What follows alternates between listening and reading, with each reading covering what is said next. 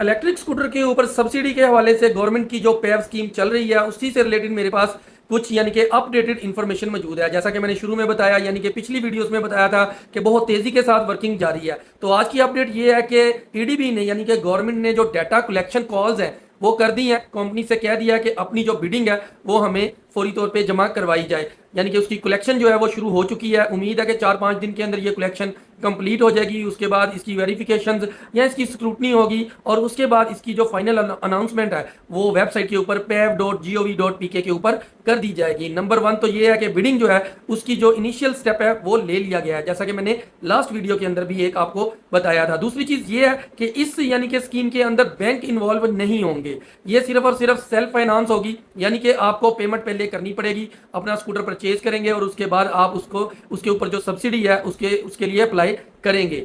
दो चीजें होंगी। इसी तरह तीसरी चीज ये है कि जो फेज 1 की स्कीम थी जो इससे पहले चल रही थी, जो कि अक्टूबर के अंदर या तकरीबन सितंबर अक्टूबर के अंदर लॉन्च हुई थी, वो अब बिल्कुल खत्म हो चुकी है। उनकी वेबसाइट के ऊपर बकायदा ये टिकर जो है वो चलना शुरू हो चुका है कि जो फेज 1 था वो इस साल का फाइनेंशियल ईयर जो है 2025 और 2026 का, उसका फेज 1 का जो स्टेप था वो खत्म हो चुका है और जो नेक्स्ट स्टेप है 30 जून से पहले तक वो यानी कि बहुत ही जल्द लॉन्च कर दिया जाएगा। तो हमें रेडी पोजीशन में रहना चाहिए। जैसे ही इसकी अनाउंसमेंट होती है तो हमें क्विकली इसके ऊपर देखना चाहिए कि कौन कौन से स्कूटर्स जो हैं वो इस स्कीम के अंदर शामिल हैं और फिर उन्हीं को चूज करना पड़ेगा। ऐसा बिल्कुल नहीं है कि आप मार्केट में जाएं, कोई भी इलेक्ट्रिक स्कूटर परचेज कर लें और बाद में उसको अप्लाई कर दें जी मुझे सब्सिडी मिले, ऐसा नहीं होगा।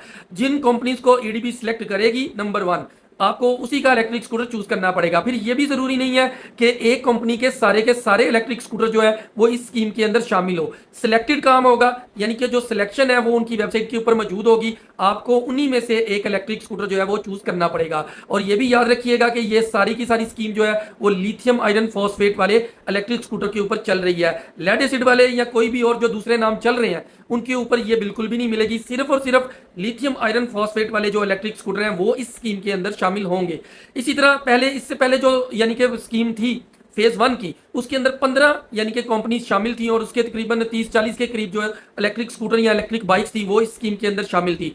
लेकिन अब ये दोबारा यानी कि रीचेकिंग होगी, दोबारा बिडिंग होगी और उसके बाद हो सकता है कि ये कंपनी जो है वो चेंज हो जाए, कुछ नई आ जाएंगी, कुछ जो पुरानी है वो खत्म हो जाएंगी।